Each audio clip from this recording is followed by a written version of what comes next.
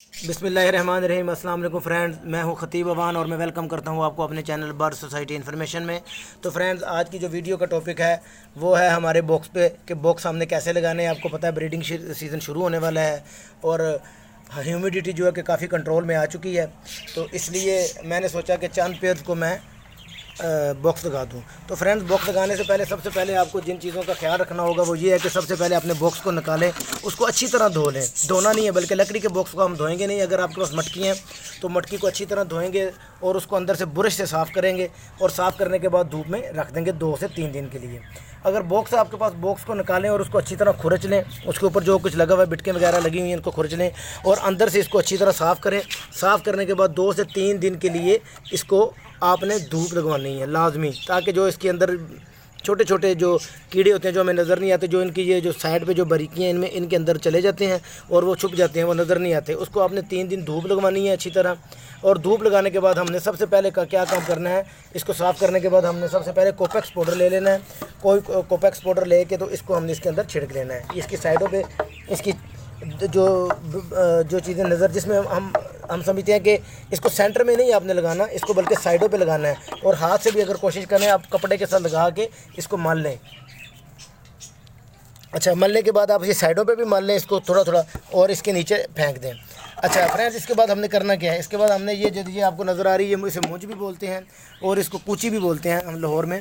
और इसको आपने ये करना है कि ये कुची ले लेनी है और इसको 6-6 इंच के पीस काट लेने हैं आपने, तकरीबन ऐसे काट के, और इसको आपने इस तरह का ऐसे काट के और इस तरह कर लेना है ताकि जो कि इसके बॉक्स के अंदर आसानी से बैठ जाए और इसकी एक नेस्टिंग की शक्ल बन जाए। जैसे कि ये देखें, मैं अभी आपको रख करके दिखाता हूँ।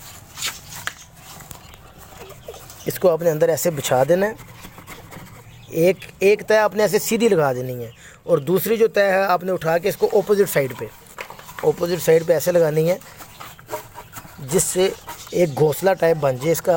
फ्रेंड्स, नेस्टिंग करने का मकसद ये होता है कि जिससे हमारा और हमारे बर्ड्स का टाइम बचता है। बर्ड्स जो हैं वो जो 15 से 20 दिन उन्होंने नेस्टिंग करने में लगानी है, वो हम उनका टाइम बचाते हैं। और उससे ये होता है कि फ्रेंड्स 10 से 15 दिन के अंदर जो उन्होंने नेस्टिंग करनी है इतनी देर में वो अंडे ले कर देते हैं और मैटिंग शुरू कर देते हैं। जब तक बर्ड्स को उसका नेस्ट बिल्कुल एक्यूरेट नहीं बनेगा तब तक वो मैटिंग नहीं करना स्टार्ट करते। पहले वो अपना नेस्ट बनाते हैं और फिर मैटिंग स्टार्ट करते हैं। उसके बाद फिर 10 से 15 दिन आपको पता है कि अंडे आने में लग जाते हैं। तो फ्रेंड्स, ये एक मेरा तरीका है जिस तरह मैं नेस्टिंग करता हूँ। मैंने कहा मैं आपको एक बॉक्स की नेस्टिंग करके दिखा दूँ ताकि आपको पता चल जाए कि कैसे हमने नेस्टिंग करनी है। और इस तरह आपने ये अब अंदर से आप देख सकते हैं।